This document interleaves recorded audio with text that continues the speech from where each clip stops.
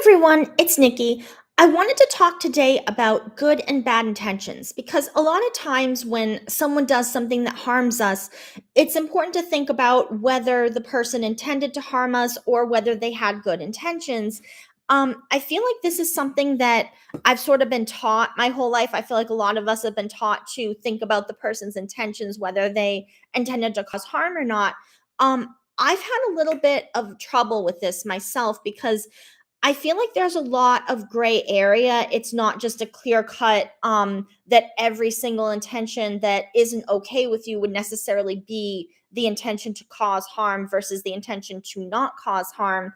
And I feel like I've had a lot of trouble with this myself because some of the intentions that I would not consider to be okay are not necessarily malicious intentions. So I want to explain, I'm going to explain this with an example.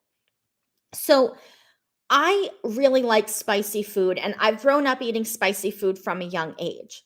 Now, as a result of this, sometimes when a person who doesn't like spicy food asks me how hot something is, I'll say to them, "Oh, that's not spicy. That's really mild." And then they'll take a bite and be like, "Oh my god, my mouth is on fire. Why did you tell me it was mild?"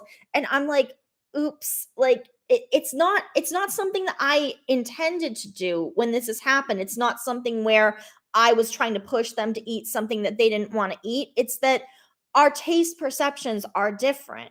There are a lot of foods that other people will say are really hot and spicy and they feel like their mouth is on fire that I don't actually feel that way about. Like, I could eat the same food and think that it's mild because our taste buds are different. And so when that's happened, I didn't have any malicious intent. It was just a difference of how we were perceiving things. Now, let's look at a sort of a spectrum of intention with that example. So let's say on the one end, you have the completely innocent intention in the case where I legitimately thought that I was answering the question correctly. I didn't think the food was spicy, but the other person did. So let's say that's the innocent intention, no harm. Now, let's say at the opposite end, we have malicious intent where maybe you don't like the person and you're like, "Ooh, I want the person to burn their mouth and be in pain." So that's the malicious intent.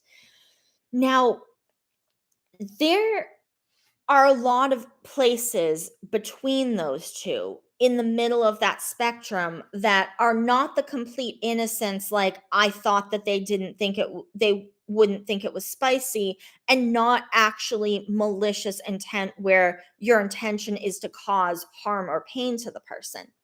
Um for example, somebody might downplay how spicy the food is because you feel like you want the person to expand their horizons and try the food, even though they've told you they don't want to try spicy food. Like, you're trying to push them to do that. You think it would be good for them to expand their horizon. So that's one thing.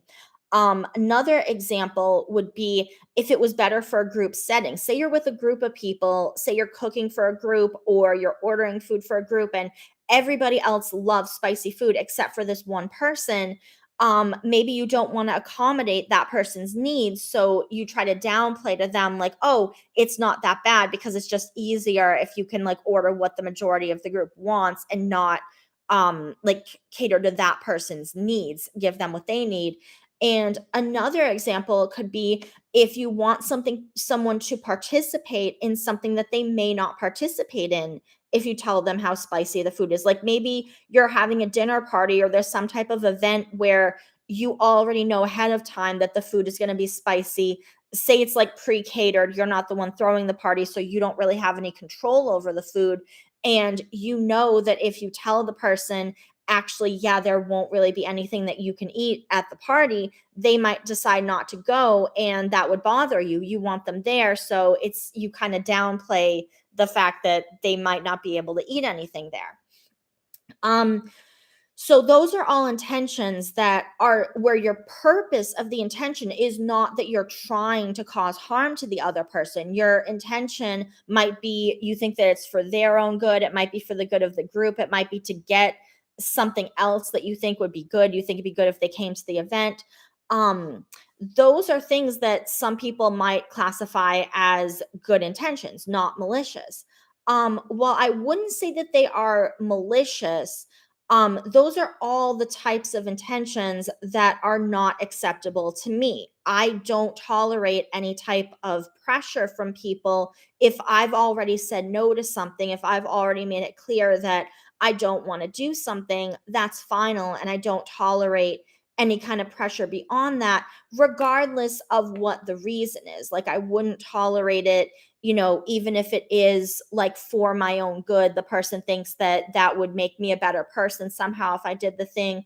And it's also the same if it's for the good of a group or for like for any other reason. It's not something that I would consider to be acceptable. And if I ever find out that, like, if I found out that somebody had done that, had like not given me the correct information because they thought it was for my own good or because of the group's own good, like, I would never trust that person again, and I would definitely not pursue any type of like a close relationship with that person. Now, I think one of the hard things about intention is that when I was growing up in school and we were taught about good and bad intention always had to be like direct bullying with the intention of making the other person feel bad. Um, and the majority of what has harmed me in my lifetime has been in that middle area that's not for the purpose of causing harm. Like, I have PTSD right now, and most of that came from pressure from people that was not with the direct intention to cause harm. A lot of it came from people pushing me to do things that I said I was not going to do when their intention was that it was for my own good, that they wanted me to like expand my horizons, do things that I had said I didn't want to do, things like that. Some of it was for causes. I know when I was in college, I experienced a lot of pressure to join clubs, go to events for certain causes and things. And in those cases, the intention wasn't to make me feel bad. The intention was they wanted people to be there at in these groups and at these events, and they felt like in order to achieve that goal of having a lot of people there, it was perfectly fine to just keep pressuring, guilt tripping, shaming anybody until they felt like they had to be there. So, that was like with a intention to have more people there. It wasn't with the intention to make someone feel bad, but it was still very harmful to me and not acceptable.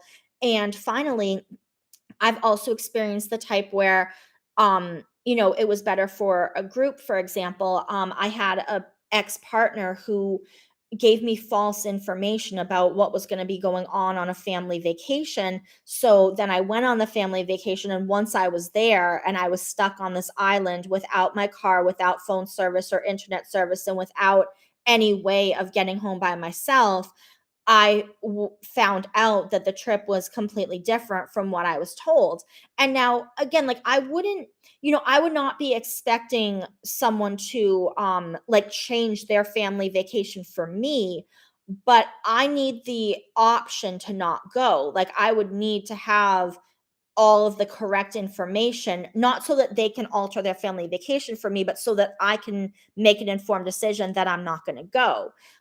That was a case where it wasn't with the intention of harming me. I was told false information with the intention of me going on the trip.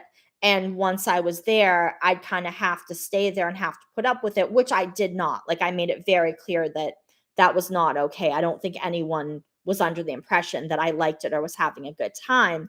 Um, but the thing is, all of the pressure that has like really harmed me, was not with that malicious intent where the point was to make me feel bad. And a lot of times when even in like early therapy and stuff, but mostly in school, when we would talk about that you need to think about people's intention and that the only thing that matters is if it was malicious intent, that is completely erasing my experience and my trauma, because all of my trauma came from people who supposedly had good intentions. It wasn't from the kind of direct bullying that I faced in like elementary and middle school. That was bad, but that wasn't traumatic. what was traumatic was all of this area that some people would consider is positive intent. So that's why for the longest time I was just against the concept of considering people's intentions, because I just felt like other people's idea of good intentions was still bad intentions.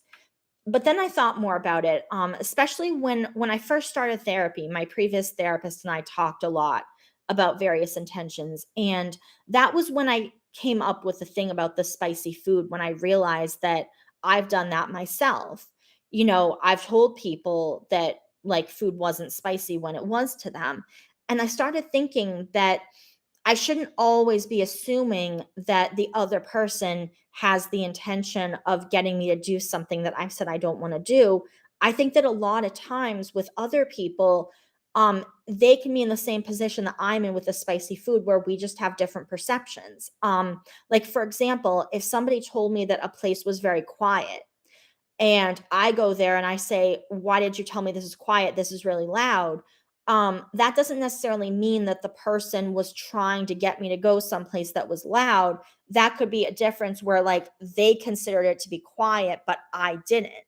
You know, there are a lot of things like that. There are a lot of different perceptions. Like somebody might say, like, "Oh, this, you're not going to be that busy. Like, you'll have lots of free time." And someone else might say, "Wait a second, like, I'm really busy. Like, this is a lot more than thought I was getting into." Someone might say, "This doesn't take very long." And then another person says, "Well, wait a second, that takes a really long time." One person might say, "This isn't that bad." But someone else says, "Well, yeah, it is that bad. Like, why did you tell me that?" And those are all things that can just be different perceptions. It doesn't mean that the other person was trying to push you to do something that you weren't okay with. It's just that you might have a different perception of what's spicy and what's mild, or what's loud and what's quiet, or what takes a long time and what doesn't take that much time. So I realized that I do need to think about intentions, but I need to think about them using my own personal scale of what's an acceptable intention and what's not.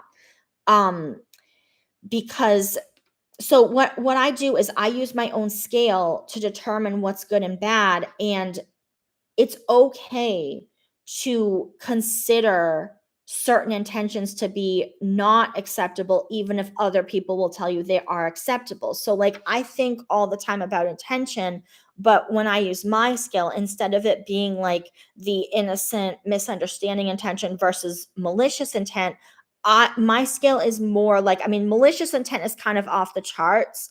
My skill is more like the innocent, where there's no negative intention, versus the type of intent where it's like, I'm trying to push you for your own good, or I'm trying to push you because it would be more convenient for the group, or I'm trying to push you to get something that I want, which might be like you doing something that you don't really want to do.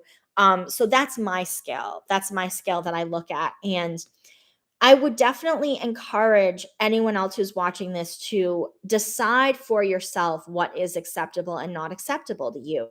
And it's okay if you have some intentions that maybe other people think are positive that you think are negative. So I would encourage you to decide for yourself what types of intentions are okay and not okay with you, and to discuss those boundaries with the people that you care about.